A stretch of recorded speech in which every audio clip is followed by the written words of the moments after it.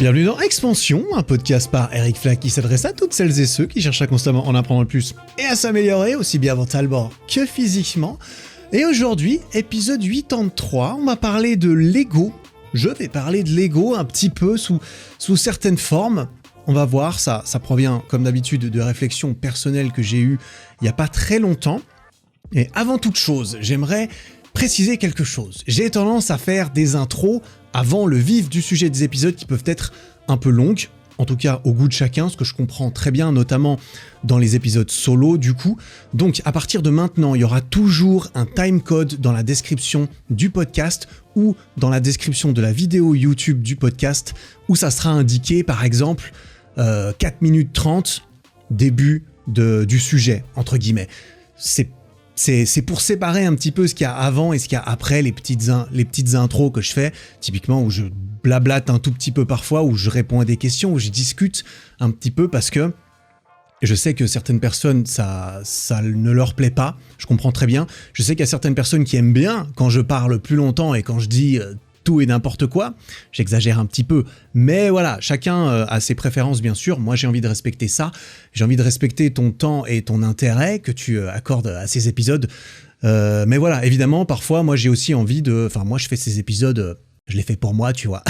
J'ai pas l'impression de les devoir à quelqu'un, du coup j'ai envie de les faire comme j'ai envie de les faire, et pour qu'on s'y retrouve tous, voilà ce qui va se passer à présent. Donc, si jamais tu as envie vraiment, tu vois le titre de l'épisode, tu te dis « j'ai envie de savoir ce que c'est tout de suite, j'ai envie de me plonger dedans », tu peux directement aller à cet endroit-là. Et au tout début, j'essaierai de résumer un tout petit peu le sujet de l'épisode. Voilà, j'ai vite dit qu'on allait parler de Lego.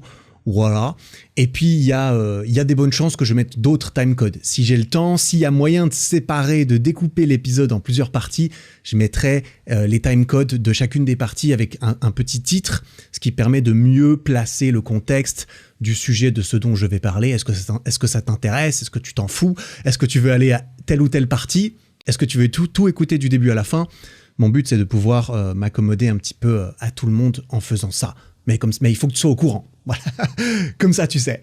Parce que typiquement, ce que j'ai envie de faire juste avant d'entrer dans le vif du sujet de cet épisode, c'est de revenir sur les questions que j'avais posées comme ça, ouvertes dans le dernier épisode, qui date un petit peu maintenant. J'avais posé la question pour notamment les discussions et les épisodes que je fais à deux. Est-ce que des intros, c'est intéressant, des intros où je résume ce qui va se passer, ça vous intéresse? Moi, j'avais envie d'avoir du feedback, j'en ai reçu pas mal, et j'ai plus ou moins pris une décision à ce propos. Je vais faire de mon mieux pour faire un teaser des highlights au début de l'épisode, des petits extraits rapidement enchaînés. Putain, qu'est-ce qui m'arrive? Excuse-moi pour ce bruit bizarre. Un teaser rapidement enchaîné avec des petits highlights de l'épisode qui, dans le but, ça dure une trentaine de secondes, ça dépend ce que je trouve, tu vois, le but c'est de donner envie de regarder l'épisode un petit peu, et c'est de flatter l'algorithme de YouTube, on va pas se mentir, hein, quand t'as une vidéo de 1h30, pour que les gens aient envie de regarder, il faut qu'ils aient un peu de contexte ou que ça donne envie, ça c'est pour l'accroche. Et ce que je risque de faire également vis-à-vis de ces résumés de ce qui se passe dans ces épisodes, c'est que je vais, si je sens que c'est nécessaire, parce que le titre ne donne pas assez de contexte, parce que X ou Y raison, je ferai un petit résumé de ce dont on va parler dans l'épisode. Mais quand je dis un petit résumé, 30 secondes, ça serait bien, 30-45 secondes maximum, juste histoire que tu puisses écouter ces 30-45 secondes, que je te balance juste les sujets de ce dont on va parler, sans développer, sans spoiler ce qu'on va dire ou penser, mais juste les sujets de l'épisode, si on aborde différentes catégories, différentes questions, en plus des timecodes que j'essaierai de mettre. J'ai pas toujours le temps et ça prend du temps et c'est moi qui le fais et je devrais peut-être pas le faire moi, c'est un autre débat. Il y aura éventuellement les timecodes et il y aura un petit résumé. Voilà, en cas de besoin. Mais l'idée, c'est qu'en 1 minute 30 d'épisode, on soit parti dans la discussion et qu'on soit lancé. Mais comme ça, avant de te lancer dans un épisode d'1h30 sans savoir de quoi on va parler, sans savoir si ça t'intéresse ou te concerne, tu peux avoir un petit aperçu. Et j'espère que c'est là qu'on se retrouve un petit peu tous là-dedans. Parce que mon but, c'est évidemment de faire des épisodes que tout le monde apprécie, on va pas se mentir. Moi le premier, mais si je suis tout seul à parler, c'est moins intéressant. Et en parlant d'interviews, j'étais à Paris et à Albi cette semaine dernière. Donc déjà, merci à toutes les personnes que j'ai croisées à Paris, qui m'ont parlé du podcast, des vidéos et tout. C'est un peu bizarre. Je sors du métro et on me parle de mon podcast. C'était marrant, merci, ça fait très plaisir. C'était très respectueux et très sympathique, comme à chaque fois. J'ai jamais eu de mauvaise expérience à ce niveau-là. En 5 ans, je touche du bois. Ça va peut-être commencer un jour, je ne sais pas. En tout cas, merci pour ça. Et puis, j'ai enregistré un épisode avec Juju Fitcats, qui est très très cool, qui est vraiment, il me plaît beaucoup, et il va sortir la semaine prochaine. Donc, je vais essayer d'adapter le format dont j'ai parlé à cet épisode, mais je te donne rendez-vous semaine pro, jeudi prochain, normalement, pour un nouvel épisode avec Juju. Dernier petit retour, pas eu d'épisode pendant ces 3 dernières semaines parce que j'étais trop à fond dans un autre projet qui vient de sortir. Cette semaine, à l'heure où ça sort ce podcast, du 17 au 21 octobre, il y a une vidéo par jour qui sort sur ma chaîne YouTube. C'est des routines à suivre en temps réel, comme j'en avais fait il y a 2 ans, sauf que là, je l'ai refait. J'ai voulu en refaire des nouvelles pour avoir plus de variété, pour avoir plus de qualité dans la production, en plus de tout ça. Et à nouveau, il y a un programme 100% gratuit qui est à suivre avec tout ça. J'avais envie de refaire quelque chose que je puisse juste donner aux gens, parce que là, pour le coup, il n'y a pas... Voilà, c'est gratuit. Hein, c'est gagnant-gagnant, évidemment, parce que moi, j'adore faire ça. Et puis, je m'y retrouve évidemment là-dedans, parce que c'est des vidéos qui peuvent être regardées plusieurs fois et attirer plus de monde sur la chaîne. Mais voilà, c'est disponible sur ericflag.com/maison et sur ma chaîne YouTube. Des nouvelles routines à suivre en temps réel avec moi. On s'entraîne ensemble. Et puis voilà, tout ça c'est dispo. On va se lancer maintenant dans le sujet de cet épisode. On va parler de l'ego. Et je t'avoue quelque chose par rapport à cet épisode. Je dis qu'on va parler de l'ego parce qu'il fallait bien que je trouve un titre ou un sujet ou un moyen de résumer un peu ce dont je vais parler aujourd'hui. J'ai pas la prétention de couvrir le sujet de l'ego, parce que l'ego, ça peut vouloir dire énormément de choses. On peut en dire énormément de choses. Donc je vais rester sur certaines parties. Je sais pas encore comment je vais appeler cet épisode, mais ça sera quelque chose du style comment canaliser son ego, comment l'utiliser à son avantage et ne pas le laisser prendre trop le dessus, en quelque sorte. Et ça, évidemment, c'est évidemment, parce qu'en fait c'est toujours le cas hein, dans ce podcast quand même beaucoup, c'est des pensées, des réflexions que j'ai eues vis-à-vis de moi-même ces dernières semaines, vis-à-vis de comment je fais les choses, de comment j'ai envie de faire les choses. Et en y réfléchissant un petit peu plus, je me suis dit, ouais, il y a une histoire d'ego là-dedans. Tiens, je peux en parler. Tiens, je peux faire un épisode où je parle de l'ego et je partage un petit peu ces réflexions et ces différentes choses que je me suis racontées à moi-même. Et du coup, on va partager ça avec mon micro, comme ça m'arrive de le faire. Et il y a plusieurs parties un petit peu. Alors très vite, j'ai pris quelques notes, comme j'essaie de faire pour poser un tout petit peu à plat mes pensées, notamment avant de les partager pour qu'elles soient un petit peu plus claires, j'espère, pour toi qui m'écoutes. Il y a 4 parties, je crois, 4 petites parties, mais j'ai découpé ça comme j'ai pu. En fait, je me suis matrixé tout seul en mode « Ah, il faut que je fasse des timecodes !» Sinon, les gens, ils sont pas contents et ça les fait chier et tout. Il y a 1h30, c'est pas ce que je vais dire. Alors, ça va pas durer 1h30, je pense, clairement. Mais voilà, il y a 4 petites parties, 4 petits sujets différents. On va attaquer un petit peu ça, mais juste avant, je vais quand même essayer de parler de l'ego, de poser certaines bases, parce que ça me semble intéressant quand même. L'ego, qu'est-ce que c'est ? L'ego, c'est un peu la conscience qu'on a de nous-mêmes, la conscience que chaque personne a d'elle-même. C'est un peu notre perception de notre propre personnalité, de nos traits de caractère, de notre esprit, de notre intellect, tu vois. L'ego, c'est aussi un petit peu le moi, le je, c'est soi, l'ego. Enfin, tu vois, c'est difficile. À nouveau, je me répète, je ne suis pas philosophe, je n'ai aucune prétention de connaître particulièrement bien aucun des sujets desquels je parle, parce que je parle surtout de mes expériences. Tout ça pour dire, j'essaie de sortir un petit peu ce que j'ai de ma tête. J'ai été taper ego sur Google quand même, et j'ai vu une phrase, une petite citation que j'ai trouvée sympathique. Je vais te la lire juste comme ça, sortie du contexte et tout, qui est attribuée apparemment à un écrivain qui s'appelle Arnaud Desjardins, qui a donné un jour cette définition de l'ego. L'ego, c'est quand on reçoit une photo de groupe et tout de suite regarder comment on se trouve. C'est un peu ça. On va pas se mentir. Et j'ai trouvé ça intéressant parce que on est tous coupables de ça, je pense. En tout cas, moi, je le suis. Je sais que parfois, ça se voit. Typiquement, tu fais un selfie, tu veux le mettre en story, tu fais une photo de je ne sais quoi avec beaucoup de personnes dessus. La première réaction qu'on a, c'est de regarder notre gueule et de dire « Ok, c'est bon. Pour moi, c'est bon. On peut la publier, on peut la montrer. » Mais la gueule des autres, on s'en fout, tu vois. On s'en fout. C'est juste notre tête. Est-ce qu'on a un œil fermé? Est-ce qu'on a une tête chelou? Est-ce qu'on a l'air teubé?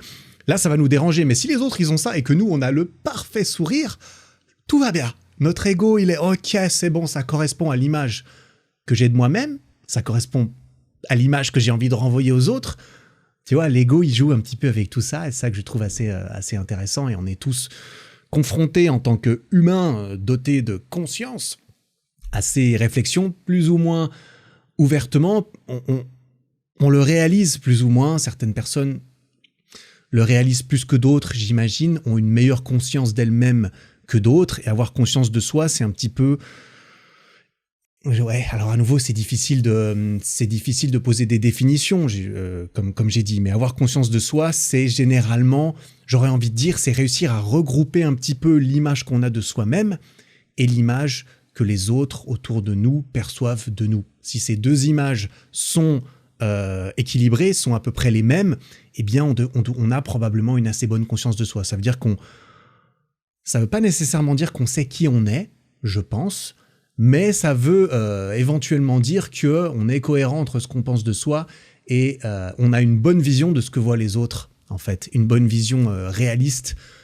Mais à nouveau, une vision réaliste, c'est par rapport à ce que les autres pensent, tu vois. Enfin, c'est un peu compliqué. C'est un peu compliqué. On va pas trop s'attarder dans des débats, discussions et philosophies à ce niveau-là. On va vite se plonger un petit peu dedans. Mais tu vois, l'ego, c'est marrant parce que ça a quand même une connotation. Souvent, quand on parle d'ego, c'est souvent une connotation un peu négative. Quelqu'un qui a de l'ego, oh, ça l'a touché dans son ego. Il a un gros ego. Généralement, c'est pour décrire, justifier ou expliquer une action ou un comportement négatif, généralement, j'ai l'impression, de la part de quelqu'un. Pas toujours, mais quand tu as un gros ego, t'es très compétitif, ou tu fais attention, ou tu as un peu peut-être une tendance à vouloir tout contrôler, un besoin personnel de tout contrôler, notamment le comportement des autres autour de soi. Mais tu vois, à nouveau, c'est pas nécessairement là-dedans que je me dirige. J'ai pas envie de juste dépeindre entièrement le côté négatif de l'ego. Pour moi, l'ego, justement, c'est relativement neutre. Il y a du bon, il y a du moins bon, il y a de l'utilité, il y a de la contre-utilité ou contre-productivité liée à l'ego. Et le but, c'est pas de complètement se libérer de l'ego, ou alors tu le donnes la définition que tu veux, mais selon moi, c'est plutôt réussir à le canaliser et à l'utiliser à son avantage et à ne pas le laisser justement prendre le dessus.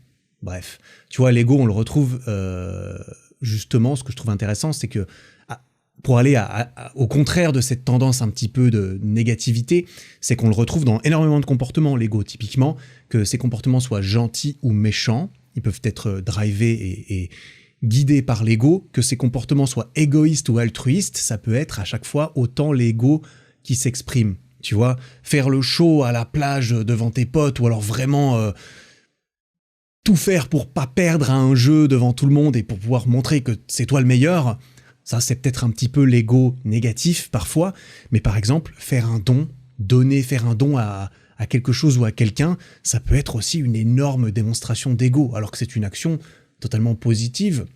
On pourrait se dire que c'est intéressé ou non, mais même quelque chose de très altruiste, c'est l'ego qui s'exprime parce que l'ego, si c'est la conscience qu'on a de nous et c'est la définition un petit peu qu'on peut avoir de nous-mêmes, eh bien c'est qu'on a envie d'exprimer, de montrer peut-être à soi-même et aux autres que je suis quelqu'un d'altruiste et c'est mon ego qui parle. Tu vois, de même être gentil ou docile avec tout le monde, vouloir ne jamais froisser personne, donc ne pas avoir ce comportement qu'on pourrait associer à l'ego du style « Oh, il est macho » entre guillemets, pour un homme, hein, évidemment. Il est macho, il veut être le meilleur, il veut montrer qu'il est le meilleur. L'opposé de ça, être soumis peut-être, être un petit peu trop docile, ne jamais vouloir froisser personne, vouloir que tout le monde nous aime et nous apprécie. Et on est beaucoup coupable de ça, moi le premier, à mon avis. Eh ben, c'est également vouloir contrôler le comportement des autres, tu vois. Si on a envie que tout le monde nous aime, on a envie de contrôler le fait que tout le monde nous aime. On a envie d'avoir du contrôle. Et souvent, c'est peut-être par peur de s'affirmer, c'est peut-être par peur de se faire rejeter ou abandonner. Et c'est une forme de déni de soi-même, en quelque sorte. Et c'est également l'ego qui va probablement gouverner une partie de tout ça. Bref. Ouais, voilà. J'ai posé quelques trucs. Je sais pas si ça nous a beaucoup avancé. J'espère un petit peu. Après, voilà, c'est difficile. J'ai pas vraiment étudié le sujet, tu vois. Donc, je vais parler un petit peu comme toi. Je suis pas sûr que toi non plus, t'aies beaucoup étudié le sujet, tu vois. On va pas se mentir. Donc, ça tombe bien. On va discuter simplement entre personnes qui s'intéressent éventuellement à ce genre de questions. Et à nouveau, ça va être lié à des pensées que j'ai eues moi. Et séparé en quelques petites parties. Je vais commencer par la deuxième. On dira, si la première partie c'était un peu la description ou les bases, où je ne sais quel besoin que j'ai eu de montrer, de définir un peu ce sujet. La deuxième partie, là, on va rentrer directement dans la réflexion que j'ai eue, qui est en fait du coup à la source de cet épisode. Parce qu'en fait, ces derniers temps, ces dernières semaines notamment, enfin ça fait un petit moment, mais tu vois, mais c'est comme la plupart des pensées qui mûrissent gentiment dans ta tête. C'est pas tu te réveilles le lendemain, c'est pas tu te réveilles du jour au lendemain et t'es là, tiens, je vais quitter ma meuf, je vais quitter mon mec, tiens, je sais que je vais faire ça aujourd'hui, tu vois. Non, alors là c'est un exemple qui n'est peut-être même pas enfin ça ressemble, mais c'est pas nécessairement le bon, c'est juste des trucs qui mûrissent gentiment et qui prennent de plus en plus de place dans l'esprit, et au bout d'un moment ça devient trop présent pour l'ignorer en quelque sorte. C'est juste que j'ai réalisé en fait que je me bridais pas mal, j'ai l'impression de me brider pas mal dans mon développement personnel à certains niveaux, et c'est là que j'ai associé ça peut-être à l'ego du coup, du fait que je n'accepte pas ou ça ne me vient pas à l'esprit, pour une raison ou une autre, d'accepter l'aide d'autres personnes.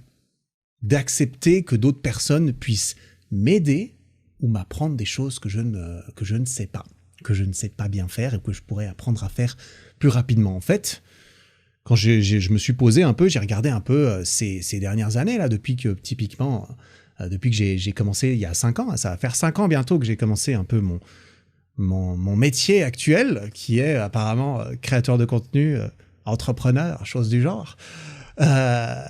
J'ai beaucoup fait les choses tout seul, énormément, pendant très longtemps, encore aujourd'hui, beaucoup et trop, dans mon métier, mais pas que, dans mon apprentissage de certaines compétences également, tu vois. Et en fait, évidemment, je regrette, enfin, évidemment, je sais pas si c'est évidemment, mais en tout cas, je ne regrette pas, tu vois. Je ne regrette pas comment se sont passées ces 5 dernières années. Ça me va très bien, je suis très reconnaissant et content de ce qui s'est passé, de tout ce que j'ai appris par moi-même aussi. Mais en fait, je réalise que si je continue comme ça, je vais juste atteindre un pic, je vais être freiné. En fait, je sais pas si j'avais cette mentalité un peu inconsciente de me dire, en fait, je sais comment faire. Et si je ne sais pas, j'ai pris l'habitude de foncer dedans et d'apprendre sur le tas. Mais est-ce que c'est nécessairement une bonne façon de faire ? Je sais pas, tu vois. Accepter l'aide des autres, accepter l'idée qu'il y a quelqu'un de meilleur que soi dans une discipline, dans un domaine, dans un sujet qui nous intéresse, ça existe toujours en fait. Il y a toujours quelqu'un qui peut t'apprendre quelque chose à propos d'une compétence, d'une discipline, d'un sujet ou de quelque chose qui peut t'intéresser. Alors, est-ce que c'est intéressant de toujours avoir quelqu'un qui fait les choses à ta place ? Certainement pas. Il y a une différence entre, en quelque sorte, déléguer, entre outsourcer, entre rejeter, entre guillemets, la tâche sur quelqu'un d'autre. Et il y a le fait d'être accompagné dans le processus d'apprentissage de ces choses, tu vois.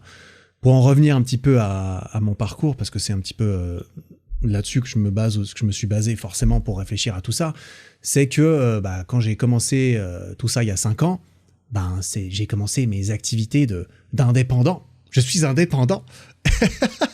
Indépendant. Et j'ai pris ce mot au pied de la lettre apparemment, tu vois, et c'est même devenu un de mes objectifs assumés et totalement... je suis très fier aussi de ça, bien sûr, que d'être indépendant. C'est devenu quelque chose de très puissant dans mon quotidien et qui guidait mes actions. Je ne voulais et je ne veux toujours, c'est quelque chose que je dis aujourd'hui quand on me dit ouais, qu'est-ce que tu fais, c'est quoi tes objectifs actuellement, bah moi je le dis un peu pas mal ces temps, c'est bah moi ce que j'ai envie, c'est de faire ce que je veux. J'ai envie de me lever le matin et de faire ce que je veux. Ça veut dire quoi? Si je fais ce que je veux, ça veut dire que personne ne décide à ma place de ce que je fais. Ça veut dire que j'ai envie de ne dépendre de personne. J'ai pas envie que quelqu'un ait du pouvoir sur moi ou sur mon temps. Enfin, c'est pas que j'ai pas envie, c'est que mon but, c'est de minimiser ça. On est bien d'accord, hein, c'est pas à nouveau, c'est pas un truc du jour au lendemain. Oh, ça y est, plus personne n'a de pouvoir sur moi. Non, c'est juste un peu une quête et une envie que j'ai eue quand j'ai commencé, parce qu'au début, j'étais pas du tout indépendant. J'habitais chez mes parents, pas d'argent, pas de métier, des études terminées, donc il y avait moyen éventuellement, évidemment, d'aller m'occuper de moi-même. Finalement, à 28 ans, c'était pas trop tôt. Mais c'était ça qui m'a beaucoup poussé au début. Et je suis peut-être resté un petit peu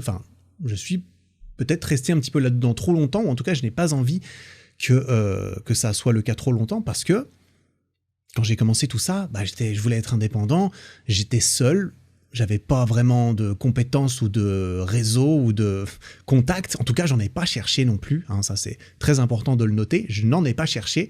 Et c'est peut-être là que mon ego est entré en jeu, bien sûr. J'ai fait tout seul pendant très longtemps. Tu vois, j'ai tout appris, j'ai tout fait moi-même. Et c'est très bien. Je vais pas mentir. Je pense que c'est très bien d'avoir fait énormément de choses tout seul, parce que et là, ça va un petit peu plus loin dans un certain raisonnement, mais personnellement, dans ma façon de faire les choses, c'est vrai qu'avant de rejeter mon problème ou la tâche à faire sur quelqu'un d'autre, je préfère la maîtriser un minimum moi-même, la comprendre un minimum moi-même, pour savoir un petit peu ce que je veux, comment les choses vont être faites, pour mieux pouvoir guider l'autre personne pour qu'elle m'aide, on dira, peut-être. Là, c'est d'un point de vue peut-être un petit peu plus professionnel, tu vois. Mais je sais qu'au début, c'était « Ok, je suis tout seul dans ma chambre, je ne vois personne, je ne prends l'aide de personne, je veux me faire tout seul. » Aussi, ça c'était aussi quelque chose, je suis pas sûr que je l'ai vraiment dit à haute voix, mais oui, j'ai déjà dû en parler à des personnes dans mon entourage un temps. Mais c'est vrai que je suis relativement fier du fait de m'être fait tout seul, et c'était important pour moi. J'avais pas envie, typiquement, j'étais pas intéressé du tout à faire des collaborations, par exemple, sur YouTube, ou de rencontrer des gens, ou d'essayer d'être pistonné par quelqu'un, parce que j'avais pas envie que si ça marche, ce soit c'est parce qu'il y a eu X ou Y qui l'a pistonné. C'est vrai que ça, c'est mon ego qui, du coup, rentrait en jeu en mode « Non, moi, je veux réussir tout seul. Je veux tout faire tout seul. Je veux tout réussir par moi-même, et que ça soit grâce à moi. Moi. Je veux tout contrôler. » Apparemment, et je vais pas mentir, le contrôle, j'aime beaucoup ça. J'aime beaucoup ça aujourd'hui aussi, bien sûr. Et ce fait de vouloir tout contrôler, tout faire moi-même, évidemment, ça a des bons et des mauvais côtés. C'est toujours la même chose. À nouveau, je suis content d'avoir appris à faire certaines choses par moi-même, pour en comprendre la valeur, pour en comprendre ce que je veux, ce qui m'a aidé à demander de l'aide et à expliquer clairement ce que je voulais, par exemple. Mais le but, c'est de trouver le juste milieu, tu vois. C'est bien de devenir indépendant, d'apprendre à faire les choses par soi-même, d'être responsable de ce qu'on fait et des conséquences de ce qu'on fait. Mais au bout d'un moment, moi, j'ai l'impression que ça m'a quand même un petit peu enfermé dans un certain monde dans lequel, naturellement, et j'ai envie de dire aussi dans le monde de l'entrepreneuriat, c'est quelque chose qui est un petit peu assez courant. Tu crées les choses par toi-même, tu as l'impression que personne ne pourra jamais faire les choses mieux que toi. Hein? Déléguer, ça veut dire accepter que ça sera moins bien fait, ou même pas toujours, pour le coup, parfois, c'est c'est encore... on va pas rentrer dans un débat, le but, c'est évidemment pas de parler d'entrepreneuriat, ce n'est pas le sujet du jour, mais c'est vrai que avoir la capacité de mettre son ego de côté, également, comme quoi on peut tout faire soi-même, ça permet de s'écouter un petit peu plus, ça permet de se faire du bien, ça permet de se laisser respirer un petit peu, accepter en fait que d'autres personnes peuvent t'aider, c'est une étape importante. Déjà, tu vois, par exemple, en ce qui me concerne, j'ai délégué pas mal de choses dans ce que je fais, le montage de mes vidéos, les miniatures récemment également de mes vidéos, même si c'est toujours en étroite collaboration, parce que parce que je veux le contrôle. Bon, moi, c'est important. J'ai pas l'intention de changer ça. Moi, quand je publie un truc avec ma gueule dessus, dedans, il faut que j'ai le dernier mot dessus. Ça, c'est non négociable. Et surtout, j'ai un souci de perfectionnisme qui vient probablement d'une partie de mon ego, bien sûr, qui est très présent et voilà, sur lequel j'ai pas envie de faire non plus énormément de compromis. J'ai envie d'en prendre conscience et de réaliser que si ça prend beaucoup plus de temps que prévu, c'est aussi parce que j'ai envie que ça soit parfait. Mais c'est pas pour autant que j'ai envie de compromettre cela. J'ai juste envie de bien en prendre conscience, que si certaines choses dans mon quotidien, dans ma vie, j'ai l'impression que ça avance lentement. J'ai l'impression parfois que certaines choses, ça prend du temps, putain, je voulais faire ci ou ça aujourd'hui, et au final j'ai à peine commencé ci. Pourquoi ? Parce qu'il y a plein de petites choses, il y a plein de petits machins. Est-ce que vraiment je dois le faire moi ? Est-ce que vraiment, si j'acceptais pas la main qu'on me tendait, ça n'irait pas plus vite, mieux, plus efficace, et tout le monde s'y retrouverait pas mieux ? C'est ça dont j'ai envie de prendre conscience. Et que je ne suis pas obligé de tout faire tout seul. Parce qu'au début, il y a longtemps, j'étais quand même un petit peu plus contraint, on va pas se mentir, comme je l'ai dit. Au début, si t'as pas de moyens, t'as pas vraiment de pistons, de personnes qui peuvent te connaître, tout ce que t'as, en gros, c'est toi, ta débrouillardise et je ne sais pas, quelques outils, évidemment, on est bien d'accord. Tout dépend de ce que tu veux entreprendre et faire. Et ça n'a rien à voir avec l'entrepreneuriat purement et strictement. Ça s'applique à tout dans la vie. Eh bien, si t'as pas grand-chose, c'est probablement bien de le faire soi. Ça t'apprend à le faire, ça t'apprend à savoir ce que tu fais, ce que tu veux, comment est-ce qu'on pourrait t'aider là où tu as plus de faiblesse que quelqu'un ou quelque chose d'autre pourrait venir combler. Mais au bout d'un moment, ça peut devenir freinant et handicapant que de s'obstiner un petit peu à vouloir tout faire soi, parce que c'est mieux, parce qu'on est meilleur que les autres, en fait. Et j'en arrive ainsi un petit peu à la partie suivante que j'ai catégorisée un petit peu, c'est le lien entre tout ça et l'humilité et l'apprentissage. Parce que, comme je l'ai dit, au bout d'un moment, si vraiment tu réussis à regarder les choses d'un point de vue un peu extérieur et sortir de sa propre tête et vision de comme quoi on n'est jamais mieux servi que par soi-même, t'as vu, il y a même une expression à ce propos. Et on peut réaliser que certaines choses, certaines façons de faire sont inefficientes, c'est un peu bête, limite, à un moment donné, de ne pas profiter de l'expérience et des compétences d'autres personnes qu'on pourrait se permettre d'obtenir. Évidemment, parfois, on ne peut juste pas. On est juste seul, livré à soi-même. Et là, c'est très très bien d'être capable de pouvoir tout faire soi-même parce que, en tout et pour tout, dans l'absolu, le dernier recours, ce sera toujours toi versus toi. Tu vois ce que je veux dire ? Au bout d'un moment, si t'es vraiment dans la merde des merdes, t'auras plus que toi. Et là, il faut être capable de pouvoir s'en sortir un petit peu. Donc, c'est pas trop mal de réussir à forger ça. Mais à un moment donné, est-ce que c'est vraiment nécessaire ? Est-ce que c'est vraiment continuellement nécessaire de s'obstiner un petit peu à ce niveau-là ? Et c'est là qu'on vient un petit peu cette notion d'humilité, mais plutôt l'humilité tout court, qui, j'avais l'impression, en fait, en tout cas, était une des choses les plus importantes à mes yeux, clairement, depuis que je me suis pris de passion pour tout ce qui ressort du développement physique et mental, de apprendre des choses, de m'améliorer, etc. Pour moi, l'humilité, je me suis toujours dit que c'était extrêmement important, simplement parce que, en fait, pour apprendre quoi que ce soit, il faut déjà voir qu'on ne sait pas faire quelque chose suffisamment bien, il faut être au courant qu'il y a quelque chose qu'on ne sait pas faire suffisamment bien pour pouvoir apprendre à le faire mieux, typiquement. Il faut avoir l'humilité de reconnaître qu'on ne sait pas, qu'il y a des choses qu'on ne sait pas. Il y a une immensité de choses qu'on ne sait pas. Tu vois ce que je veux dire ? À l'intérieur, il y a une grosse bulle de tout ce qu'on sait qu'on ne sait pas. Par exemple, je sais que je ne sais pas pourquoi le ciel est bleu. Alors, je pourrais aller taper sur Google, on me l'a déjà expliqué plusieurs fois dans ma vie, mais j'oublie ensuite à chaque fois, tu vois. Enfin bref, tu vois, il y a ça, je reconnais que je ne sais pas danser.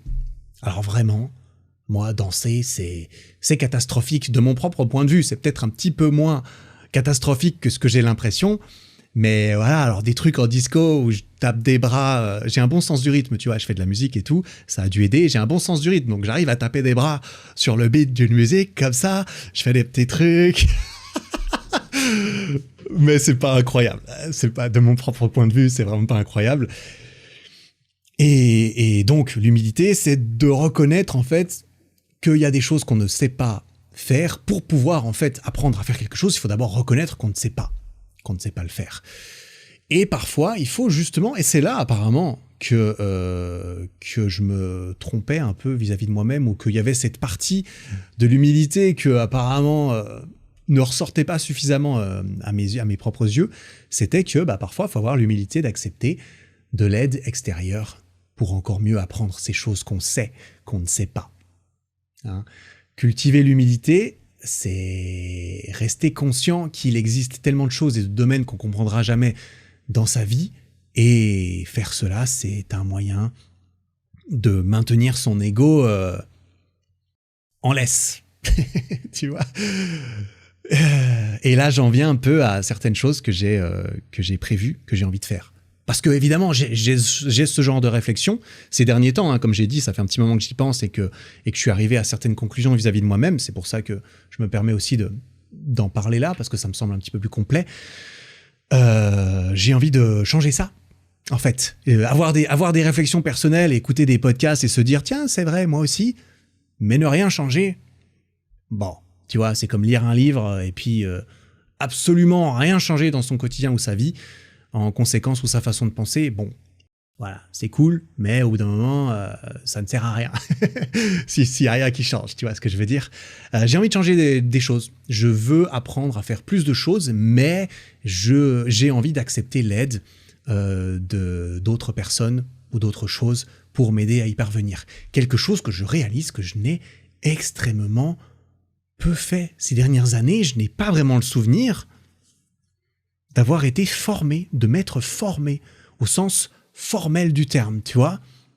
La dernière fois que j'ai été formé formellement, c'était à l'université, en tout cas, ça c'est sûr, parce que là, j'acceptais évidemment le fait que, ah bah tiens, ils viennent, ils m'apprennent des trucs sur la finance, et puis voilà, moi je me forme. J'ai pris des cours de piano, là clairement, mais ça fait un petit moment que j'ai arrêté maintenant, j'ai arrêté avant de commencer mes activités également. Là, c'était vraiment, ok, je reconnais que cette personne a des choses à m'apprendre sur comment jouer au piano. Mais derrière, c'est vrai que avec cette culture aussi de Internet, des tutos et de tout ça, c'est vrai que tendance un petit peu à tout faire moi-même, et à me débrouiller tout seul, et à ne pas, voilà, je veux pas dépendre de quelqu'un, je veux pas envie d'avoir à demander de l'aide, j'ai pas envie en plus tu vois, d'aller parler à des nouvelles personnes que je connais pas nécessairement pour inconfortablement leur demander de m'aider, tu vois. Ça te met aussi dans une certaine position de vulnérabilité en mode, tu vas dire à cette personne, bah écoute, je me positionne en dessous de toi vis-à-vis de cette chose ou de cette compétence, et je te demande de bien vouloir m'aider ou m'apprendre. Alors parfois, tu payes et puis c'est un échange de services, parfois c'est autre chose. Mais ça te force justement vis-à-vis de toi-même à accepter que, bah tiens, cette personne en fait, elle sait mieux que moi, elle peut m'aider. Et ça te force également à éventuellement te faire rejeter, tu vois, que cette personne en fait te dise bah en fait non, j'ai pas envie de t'apprendre. Ça peut venir d'un sentiment d'ego de sa part, en mode ah, de toute façon je suis meilleur que toi, j'ai pas le temps de m'occuper de toi ou de ça, vas-y, démerde-toi tout seul, ou bien pour d'autres raisons évidemment. Mais force a été de constater quand j'ai réfléchi un petit peu à tout ça que j'ai refusé apparemment de voir que je pouvais apprendre des choses d'autres personnes. Et donc j'ai envie de changer ça. Et j'ai un petit plan à ce propos pour différentes choses, notamment différentes compétences et différentes envies que j'ai ces derniers temps pour me renouveler un petit peu, pour apprendre des nouvelles choses, pour sortir un peu de ma zone de confort et redevenir débutant dans quelque chose. Mais je n'ai pas envie d'être débutant et de tout réapprendre moi-même lorsque ce n'est pas nécessaire.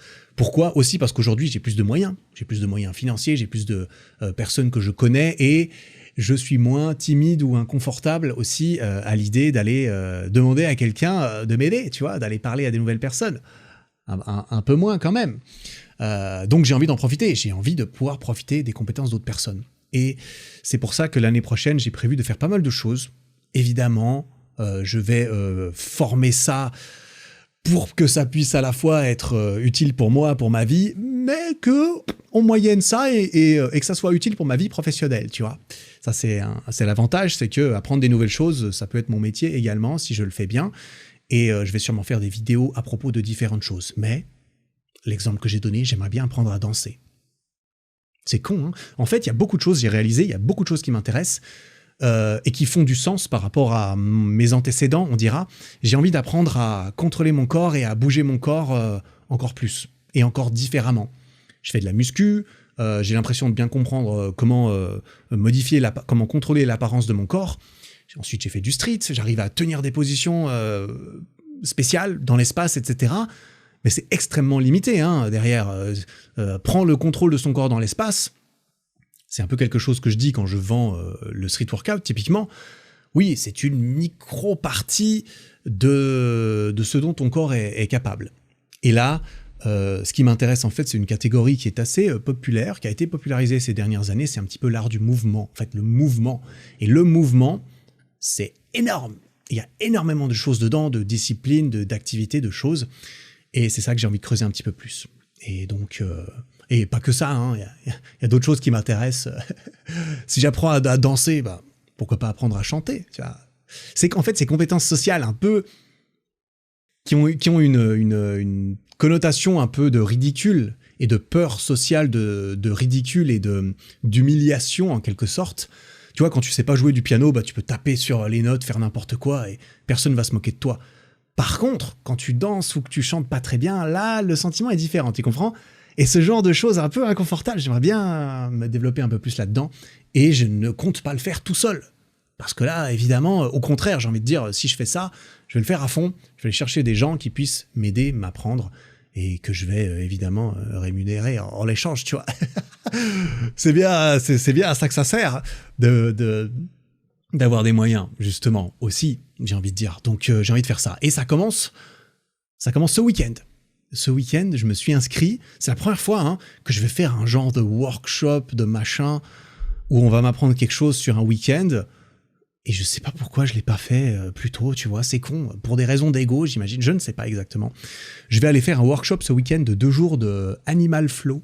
T'as peut-être déjà entendu ça, ces mouvements d'animaux, ces choses, c'est une espèce de discipline, je crois qu'il y a un genre de trademark dessus, je suis pas sûr.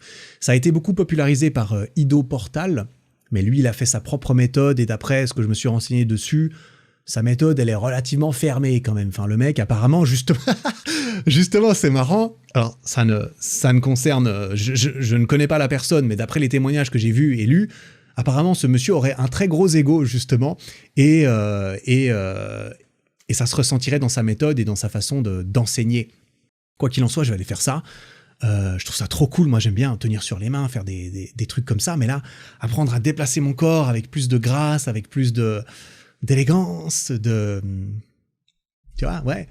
Je me suis beaucoup intéressé à la souplesse ces dernières années aussi. Là, je suis content, je me sens souple, mobile et cool.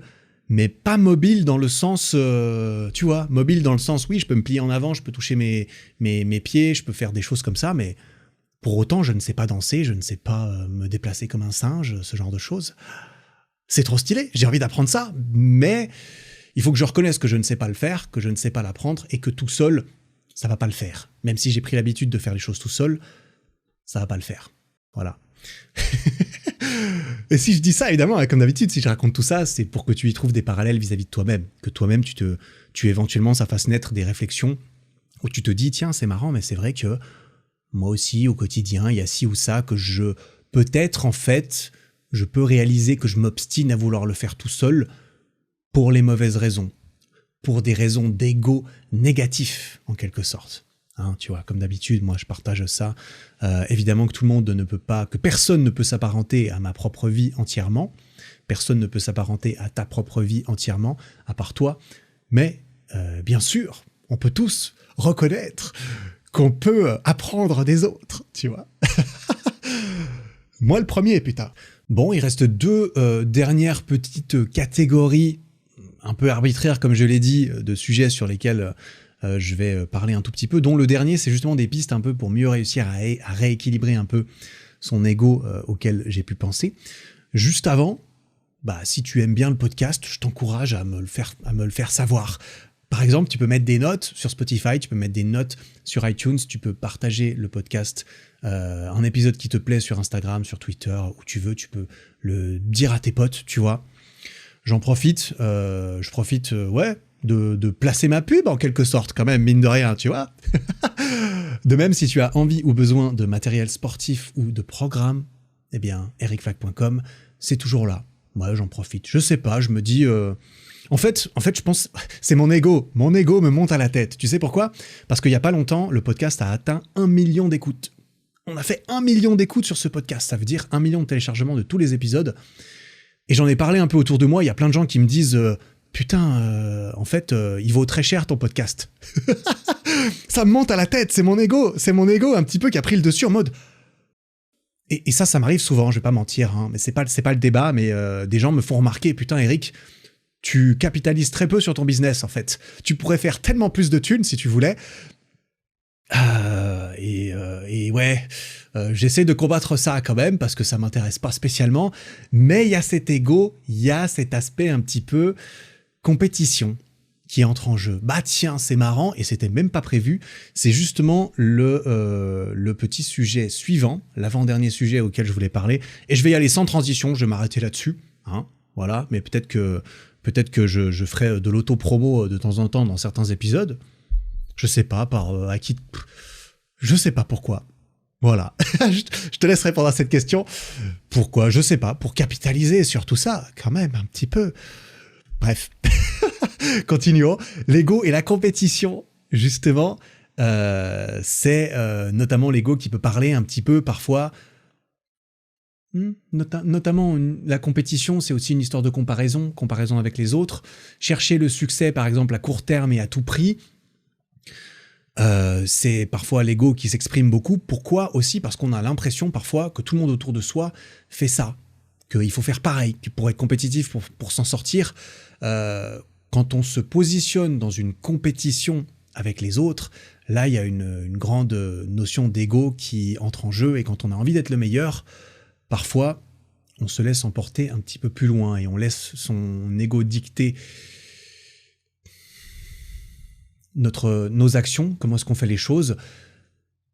Et quand on voit les gens autour de soi, peut-être aussi et surtout, réussir certaines choses, on se dit « Non mais en fait, moi aussi j'en suis capable. Tel ou tel, il ou elle réussit à faire ça, et moi aussi j'y arrive en fait. Ah tiens, il y a ça c'est difficile. Vas-y, je vais te montrer on va voir si c'est difficile, je vais le faire, tu vas voir. Je vais tout donner, on va y aller, on va bastonner, coûte que coûte, je vais y arriver. » Parce que, apparemment, j'ai du mal à reconnaître que, peut-être qu'en fait, c'est pas moi, c'est pas pour moi, je ne suis pas en compétition avec ces personnes. Ouais. Faut pas oublier de se poser cette question, est-ce que j'ai vraiment envie de jouer à ce jeu, en fait ? Est-ce que j'ai vraiment envie de vivre dans ce monde et d'être cette personne et de me comparer à telle ou telle métrique ? Je vais pas beaucoup plus me pencher sur cette question et sur ces réponses. Pourquoi ? Parce qu'en fait, c'est un peu ce dont j'ai parlé dans l'épisode dernier, en fait.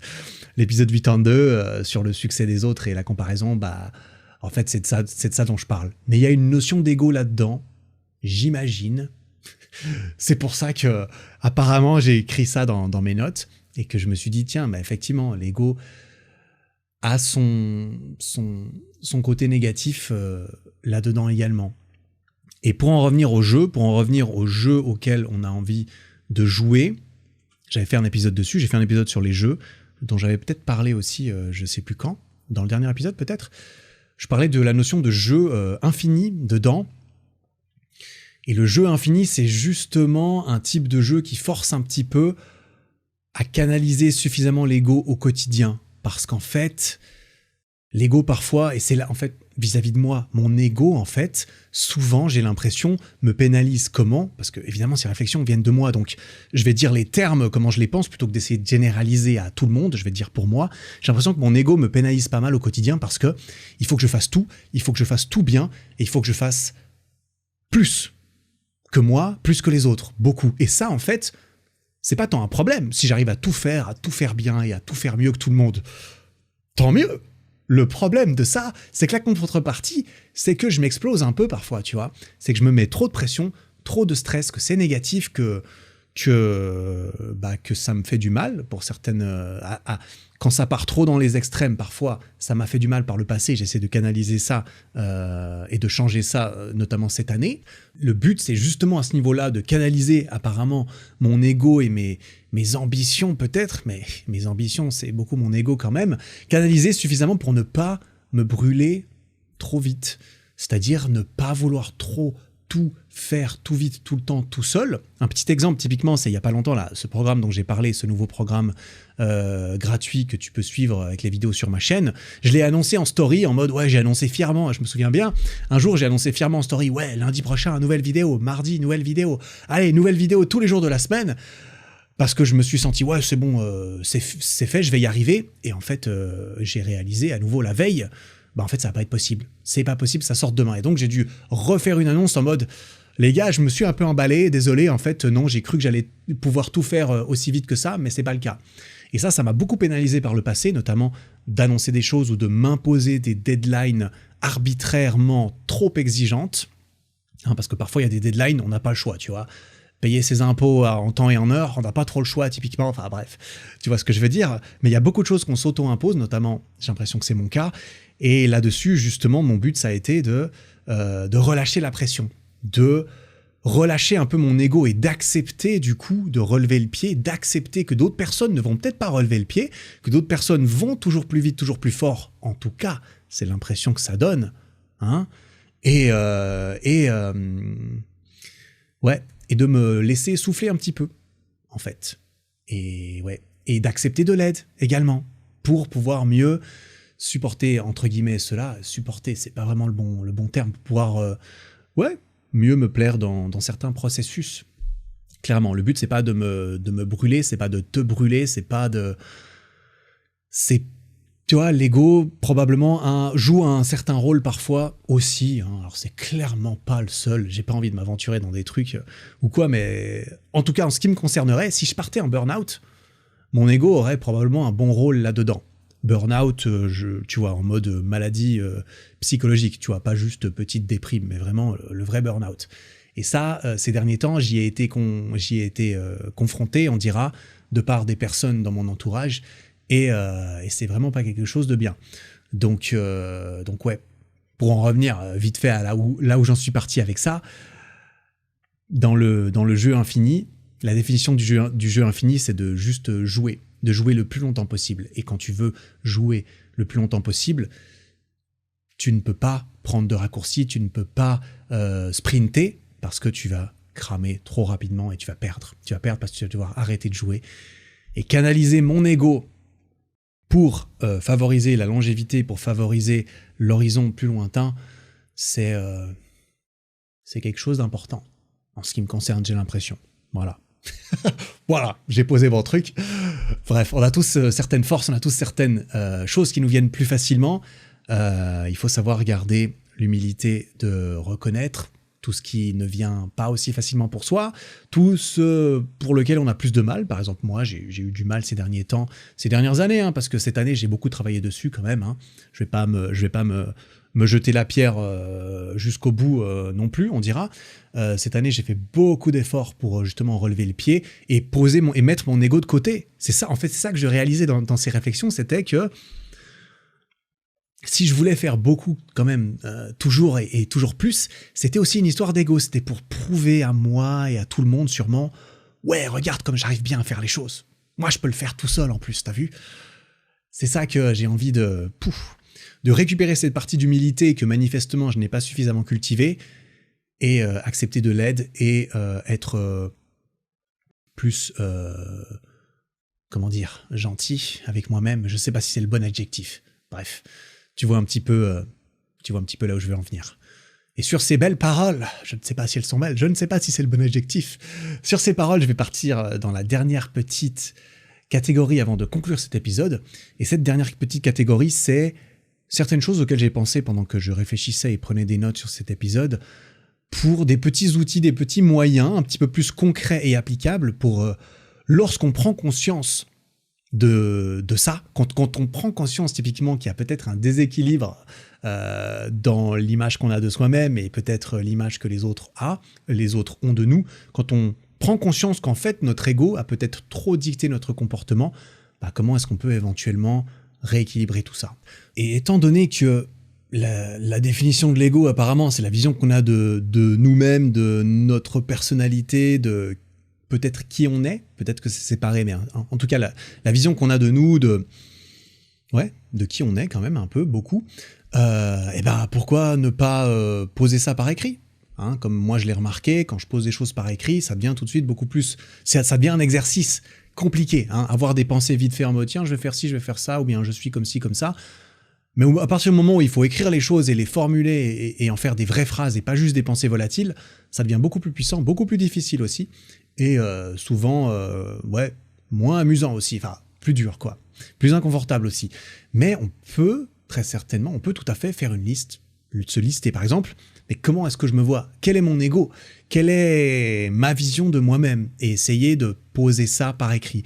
Je suis quelqu'un qui procrastine beaucoup. Je suis quelqu'un de très généreux. Je suis quelqu'un qui aide, qui a envie d'aider les autres. Je suis quelqu'un qui ne veut pas dire non aux autres. Tu vois, il faut être capable de voir le bon et le moins bon. Et c'est très difficile. Pourquoi ? Parce qu'il y a des bonnes chances que quand tu fais cette liste, c'est ton ego qui dresse la liste et c'est pas toi. Tu vois, à nouveau, il y a une espèce de méta de niveau en mode il faut être capable de reconnaître que si ça se trouve, cette liste que tu vas faire n'est pas du tout impartiale parce que tu poses ton ego. Mais en quelque sorte, ça fonctionne. Parce que ça va être la vraie vision que tu as. Et si tu es, ou si je suis entièrement dominé par mon ego, qui guide toutes mes actions, eh bien, si je fais l'exercice jusqu'au bout, je vais pouvoir le réaliser. C'est vrai que, par contre, pour faire ce genre d'exercice, il faut déjà reconnaître que c'est possible qu'en fait, il y ait un déséquilibre et que ta vision de toi-même n'est peut-être pas la meilleure ou n'est peut-être pas en concordance avec la vérité ou ce que les autres devraient penser ou pensent de toi. Bref, il y a beaucoup de niveaux de méta là-dedans, je vais pas m'y aventurer plus que ça, mais la suite de l'exercice, parce que à nouveau, quand j'ai pensé à ça, je me suis dit, tiens, ouais, mais bon, ça peut être tellement subjectif, c'est un très bon exercice, mais ce qui peut être intéressant, c'est aussi de comparer, du coup ça, pour rééquilibrer tout ça, il faut comparer avec une autre vision des choses, avec une autre vision de soi, la vision de notre entourage, la vision de personnes autour de nous qui nous côtoient ou qui nous connaissent suffisamment bien, qui nous connaissent le mieux, éventuellement, avoir leur avis sincère et non biaisé, et c'est là toute la difficulté du truc, pour comparer avec la vision qu'on avait de nous-mêmes, mettre les deux listes côte à côte, ça peut être très puissant pour voir les déséquilibres et pour comprendre en fait, tiens, c'est marrant, moi j'ai l'impression d'être comme ça, mais apparemment les autres, ils pensent que je suis comme si. D'où est-ce que vient ce déséquilibre? Est-ce que le fait d'en prendre conscience, à nouveau, ça va permettre d'avoir une meilleure conscience de soi, et qui dit meilleure conscience de soi, meilleure connaissance de son propre ego. Et si tu veux pouvoir canaliser, dompter quelque chose, il faut connaître la bête un petit peu pour pouvoir la maîtriser probablement. Alors comment est-ce qu'on peut du coup faire cela et demander un avis objectif et non biaisé des autres? Déjà il faut s'adresser aux bonnes personnes, il faudra s'adresser aux personnes qui seront capables de te dire ce que tu veux entendre. Il faut faire ça dans les bonnes conditions. Si tu te demandes...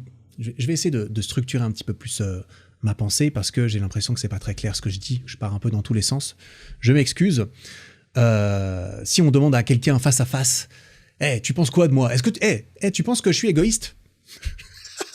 Jamais. Alors, tu vas tomber sur assez peu de personnes qui vont te dire ce qu'elles pensent vraiment, parce qu'il y a une certaine pression sociale, t'es face à face, et voilà, encore plus quand c'est des questions à tendance, peut-être que la réponse va pas te plaire ou elle va être négative, les gens risquent d'être biaisés, bien entendu. Donc, pour avoir une approche comme ça, il faut déjà trouver quelqu'un de confiance, quelqu'un où vraiment tu lui expliques la marche à suivre. Tu lui dis, écoute... j'ai l'impression qu'il y a un décalage, un déséquilibre entre moi et ce que les autres voient de moi. J'ai envie d'essayer de le comprendre. Est-ce que tu peux m'aider? Est-ce que tu peux me dire sincèrement des choses que tu penses que je n'ai pas envie d'entendre? Oh putain, il faut avoir des couilles pour dire ça aussi, hein. Mais la personne en face, si tu l'as bien choisie, il y a des bonnes chances qu'elle comprenne tout à fait la démarche de cette façon et qu'elle veuille sincèrement t'aider. À nouveau, on est d'accord, ça peut tout à fait être biaisé d'une autre façon, qui est que cette personne sait que tu sauras qu'elle pense cela de toi profondément. Et ça peut gêner, ça peut biaiser les réponses en mode ah bah si je lui dis que je pense dans le fond qu'il est trop comme ci ou trop comme ça, il va savoir que je pense ça de lui ou d'elle. Et donc au moment de lui dire ce que tu penses sincèrement, tu vas peut-être te protéger toi en fait dans cette démarche. Et une façon qui peut être utile et efficace de pallier à cela, c'est de rendre ces réponses anonymes. C'est que tu ne sais pas qui précisément pense cela de toi. Et ça, c'est une façon intéressante d'avoir du feedback. Et quand j'ai pensé à ça tout à l'heure en faisant des notes, j'ai réalisé que j'avais déjà fait un exercice comme cela une fois dans ma vie. C'était il y a 5 ou 6 ans, je me souviens, c'est quand j'avais encore mon compte Instagram privé. Parce qu'en fait, mon compte Instagram, avant, c'était un compte privé avec 2 photos dessus. Et puis, du jour au lendemain, ensuite, j'ai changé mon pseudo Eric Flag, et j'ai commencé à poster des trucs d'entraînement, tu vois. Mais je me souviens que c'était avant ça, que en story, parce que du coup, l'intérêt, c'est que j'avais que des gens qui me suivaient, et des amis et des connaissances qui me suivent, qui me connaissent plus ou moins bien, qui me suivaient. Et il y avait un truc qui était arrivé à la mode un petit peu à ce moment-là. J'avais pas inventé ça, j'avais vu ça, quelqu'un d'autre l'avait partagé, je pense. C'était un genre de questionnaire anonyme que tu pouvais envoyer à tes amis, où toi-même tu choisis les questions auxquelles ils peuvent répondre, et eux peuvent décider de répondre sincèrement à la chose et de façon anonyme. Et il n'y avait rien à télécharger, rien, en fait, tu partageais un lien. Ça s'appelait, j'ai été recherché derrière, hein, parce que j'avais oublié le nom, ça s'appelait sayat.me, say at me, say at me, peut-être ça veut dire, ah oui, ok, sayat.me. Apparemment, le site n'existe plus aujourd'hui. Et tu pouvais créer tes propres questions et partager le lien à quelqu'un en mode « Tiens, est-ce que tu peux me rendre service ? On se connaît suffisamment bien. Je te demande, s'il te plaît, de bien vouloir m'aider hein, pendant 10 à 15 minutes ou je ne sais quoi, à répondre un peu à ces questions sur moi ou à cette question à mon propos, d'être le plus sincère possible. Sache que je vais envoyer ça à plein de gens et que ça sera anonyme. Merci beaucoup. » Et je me souviens que j'avais fait une story et que j'avais mis ça en lien. Mon lien de bio, c'était ce lien Sayat pendant un moment. Alors je dis ça, je fais le mec un peu en disant ça. Je me souviens absolument pas des questions que j'avais mises. Oui, les questions que j'avais mises, c'était un truc du style « Qu'est-ce que tu penses sincèrement que je pourrais améliorer dans mon comportement ?» ou des choses comme ça. Je vais pas te mentir, j'avais peut-être eu 3-4 réponses. Et j'ai l'impression que c'était des potes qui avaient répondu, peut-être plus pour me faire plaisir qu'autre chose. Je sais pas. Je me souviens pas vraiment de ce qu'ils avaient répondu. Ce que je sais, c'est que je trouve la démarche intéressante et potentiellement utile. Et ça m'a fait penser à quelque chose que j'ai vu sur Insta il y a pas longtemps. C'est d'autres personnes sur Insta que j'ai vu qui partageaient ça. C'est une espèce d'application ou un lien ou quelque chose qui s'appelle ngl.link. NGL, les 3 lettres, .link, L-I-N-K. Apparemment, c'est un genre d'application qui permet de poser des questions en story sur Instagram et de récolter des réponses anonymes. Et ça peut être utile pour toi ou moi, par exemple, si tu n'as que des gens dont tu accordes de la valeur à l'opinion, typiquement, et que tu veux demander des questions très personnelles, ça peut être sympa de faire une story, parce que je sais que les gens partageaient ensuite ça en story, pour demander un avis un peu relativement sincère et non biaisé sur ce que les gens pensent de toi, parce que c'est toi qui dictes les questions auxquelles tu demandes des réponses. Donc ça peut être un moyen intéressant, pour en arriver gentiment au bout, ça peut être un moyen intéressant d'essayer de dresser la liste de comment les autres te perçoivent, de façon à réaliser si, oui ou non, j'ai une bonne conscience de moi, parce que apparemment les deux listes se ressemblent, ou si au contraire, il y a certaines choses, ou peut-être juste certains domaines, certaines parties de ma personnalité, pour lesquelles apparemment je suis borné sur une vision une vision de moi-même qui apparemment n'est pas celle que les autres ont. Bref, pour faire cet exercice, faut déjà mettre un tout petit peu son ego de côté, je pense quand même, parce que il y a des bonnes chances que ça soit pas toujours très, très agréable et confortable les réponses qu'on va en obtenir. Mais par définition, si on fait cela, c'est qu'on a déjà un ego relativement canalisé, je pense. Tu vois, c'est là que c'est là que c'est marrant, parce que si tu cherches à canaliser ton ego, c'est que déjà tu reconnais que t'en as un et que ça vaut la peine de le canaliser, et rien que de reconnaître ça, c'est le canaliser un peu en quelque sorte, tu vois. Bref, moi c'est juste des rêves. À nouveau, j'ai pas l'impression d'avoir révolutionné le monde avec cet épisode, mais voilà, c'était des choses qui me traînaient dans la tête, et c'était aussi... c'est aussi des conclusions auxquelles je suis arrivé récemment, qui étaient du coup, il faut que j'accepte de l'aide, il faut que j'arrête de faire les choses moi-même, et si j'ai envie d'apprendre des nouvelles choses, eh ben, je vais pas me gêner pour reconnaître que d'autres personnes y arrivent mieux que moi, qu'elles peuvent m'apprendre, et qu'il faut que je passe par elles, que je redevienne un élève, que je me reforme, et certainement pas que je pense que en fait je peux tout faire tout seul, tout le temps, pour toujours, et que c'est une bonne chose, parce que je pense pas, pour ma situation en tout cas aujourd'hui, que ce soit une bonne chose de continuer comme ça. Et je me targue de vouloir toujours apprendre des nouvelles choses sur moi-même, etc. Et bien dans ce cas, il faut que je cultive l'humilité de reconnaître que aujourd'hui, j'ai l'impression que j'ai beaucoup plus à apprendre des autres que peut-être de continuer à apprendre de moi-même tout seul dans mon coin. Comme je l'ai fait pendant longtemps, là, j'ai l'impression d'avoir fait ça pendant un temps. C'est peut-être plus le temps maintenant. Et ouais, il m'a fallu reconnaître ça. Gentiment. Alors, je l'ai reconnu, c'est super, maintenant il faut passer à l'action, on est bien d'accord. Évidemment, si j'en parle un peu comme ça, c'est aussi parce que j'ai envie de m'engager à faire tout ça. Mais là, après-demain, je pars faire un petit week-end à Berne, capitale de la Suisse, donc c'est pas complètement à côté de chez moi. Je vais faire le week-end là-bas pour faire ce workshop de 2 fois 7-8 heures toute la journée. On va faire des trucs, il va y avoir un coach qui va nous apprendre à des choses que je sais déjà aussi. Ah, bien sûr, parce que non, j'entends, c'est tout niveau, donc il y aura certaines positions de base comme le frog stand, tenir sur ses mains par terre, être à 4 pattes et tout. Bon, je vais avoir une certaine facilité pour certains trucs, mais moi j'ai trop envie d'apprendre ces trucs de mouvement, faire des flows, des machins où tu passes de positions un peu artistiques, gracieuses, où tu te déplaces et tout. Putain, ça me vend du rêve. J'ai envie d'apprendre ça, de ouf. Mais clairement, je peux pas l'apprendre tout seul. Enfin, c'est pas une bonne chose de vouloir apprendre ça tout seul. Donc voilà, mes petites conclusions perso, mes petites réflexions du moment. Ça faisait un petit moment qu'il n'y avait pas eu d'épisode, donc il a fallu que je me remette un peu dedans quand même, parce que ça reste un exercice aussi que de parler tout seul devant un micro et une caméra aussi longtemps. Mais c'était bien. J'ai bien aimé. Voilà. Dernier petit rappel, en quelque sorte, c'est à nouveau, je me suis plus concentré sur le côté négatif de l'ego dans la plupart de mes exemples et tout, mais l'ego, c'est très très bien. L'ego, à nouveau, ça peut être extrêmement utile, ça peut être un énorme boost très puissant pour réussir certaines choses. Avoir cet esprit de compétition, de vouloir s'en sortir, de vouloir être le meilleur, de vouloir accomplir certaines choses, ça peut te permettre simplement d'accomplir des choses qu'on pourrait pas réussir à faire autrement. Donc l'ego, c'est génial. L'ego, on en a tous un, j'en suis convaincu. Moi, je pense que j'ai un gros ego. C'est quelque chose que j'ai réalisé aussi, je pense, au fur et à mesure du temps ces dernières années, aussi en prenant la confiance en moi, en réussissant des choses dont je suis assez fier. J'ai un gros ego. Mais j'aimais penser que j'arrivais à le canaliser un peu quand même. Je pense que d'une certaine façon, j'y arrivais et j'y arrive.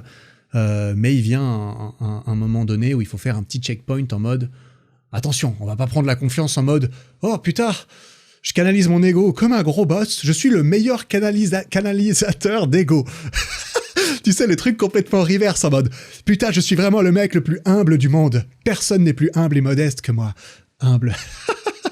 Il faut pas partir là-dedans, c'est très important. C'était aussi une petite remise à niveau que je voulais me faire vis-à-vis de moi-même, que je me suis faite tout seul dans mon coin ces dernières semaines, et du coup, je trouve ça intéressant de pouvoir le partager, et aussi, étant donné que je n'avais pas écrit ni rien à ce propos, tu vois, comme je l'ai dit avant, avoir des pensées qui, ci ou ça, c'est bien, mais les poser par écrit, ou en parler, ou les écrire dans un journal, ou tout ce genre de choses, c'est tellement mieux, c'est tellement plus puissant, c'est un exercice, ça prend du temps, c'est des efforts que d'écrire, que de poser par écrit des listes, que de faire du travail d'introspection concret, on dira aussi, qui est de ne pas juste avoir des pensées vite fait en mode oui ok, mais de faire ça, j'ai l'impression que ça m'aide en tout cas.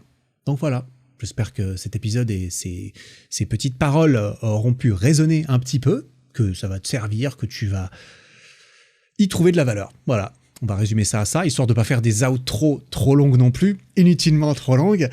On se retrouve la semaine prochaine pour un épisode bien accompagné qui va être sympathique, j'en suis sûr, je l'espère.